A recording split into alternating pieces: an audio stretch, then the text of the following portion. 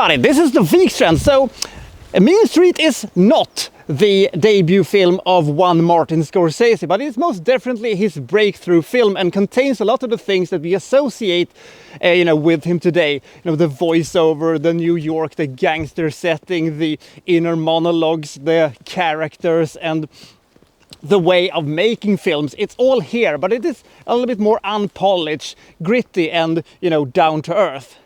The question is Mean Street, one of these, well-kept secrets from the 70s, an underrated classic?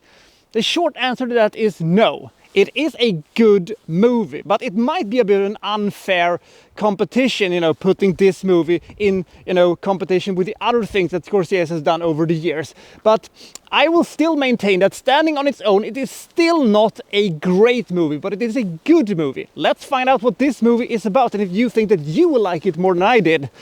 That's what we're gonna do today. This is my review of Mean Streets.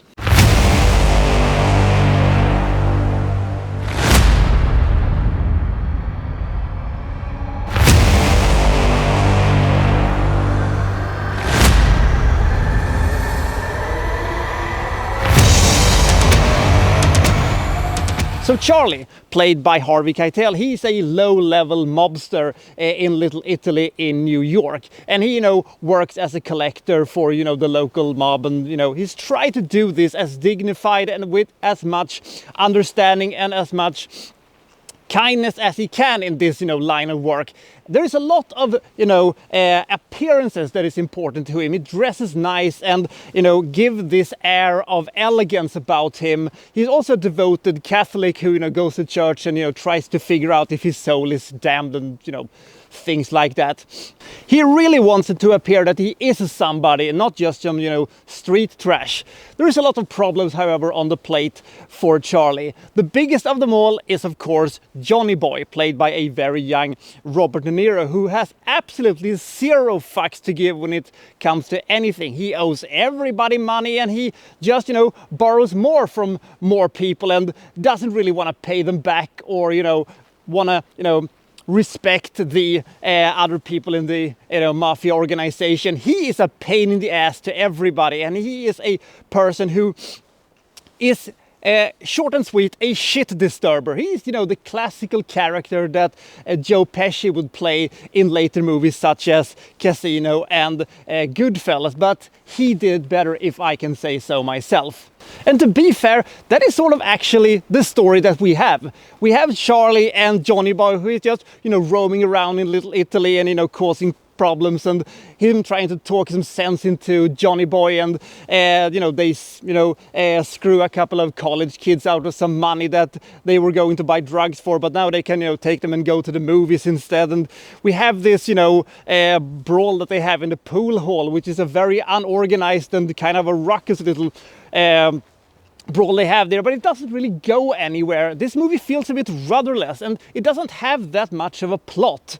The story of Charlie is sort of fascinating, him having, an affair with Teresa, who is a woman who sometimes have, this epileptic seizure attacks and stuff like that. And he doesn't want anybody to know that because, he doesn't want to appear like some idiot who goes out with a woman who has, mental problems, in the same way that he really wants to go out with this woman that works at the club that he's working at, but because she's a black woman, he is afraid what people is going to say, about a, gangster like him going out with a black woman in Little Italy. It's not really a racial thing, it's more of a how it will appear to other people. So, the surface for Charlie is so important. It's like a shield that he has around him. So, the very strong performances from especially Keitel and especially De Niro, however, carries this movie to become a very good one, because we have a very strong third act, and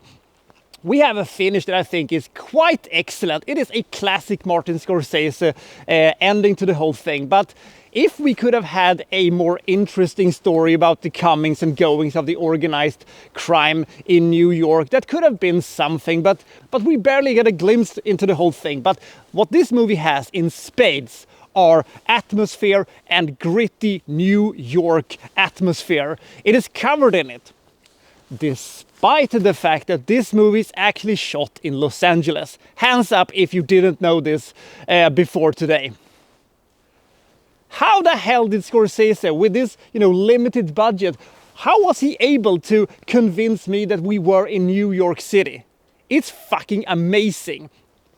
So this is probably one of the best movies I've ever seen that I do not really recommend people to see, because if somebody asked me, what would you rather see? This movie or, Gangs of New York, Casino, Goodfellas, The Wolf of Wall Street, Raging Bull, Taxi Driver. There is just so many movies that I could say, well, I'd rather watch that than this thing. It is one of the weaker Scorsese movie, if you ask me, but I can understand why people would regard it as a cult classic, because it is a cult classic. I just don't think that it is so good that I would, devote myself to rewatch this movie again. At least this movie does not clock in at, some ridiculous 200 minutes or something like that. They're over in under 2 hours, so we should at least be thankful for that. So there's always stuff happening. I just don't think that there is that much interesting thing happening in this movie. Mean Streets is a good movie. The movie has a lot of grit and personality to itself, but it's very short on plot, and I'm not that interested in what's going to happen to, the people in this movie, and they don't have a strong enough script to actually, carve out a fascinating crime gangster movie out of the whole thing. But it is a fascinating viewing to see, the first steps of what would become one of the greatest filmmakers of all time. And if you haven't seen this movie, you owe it to yourself to at least see it once, to see, the humble beginnings of Martin Scorsese. But there is no reason to rewatch it if you have already seen it, because it will be about as good as you see it when you see it the second time as you did the first time, which in my opinion is a good movie. But, nothing above it. But the ending was very good. So I think most of us can agree that Mean Streets is a very good movie, but the majority of movies that Scorsese has made since then has been better than this.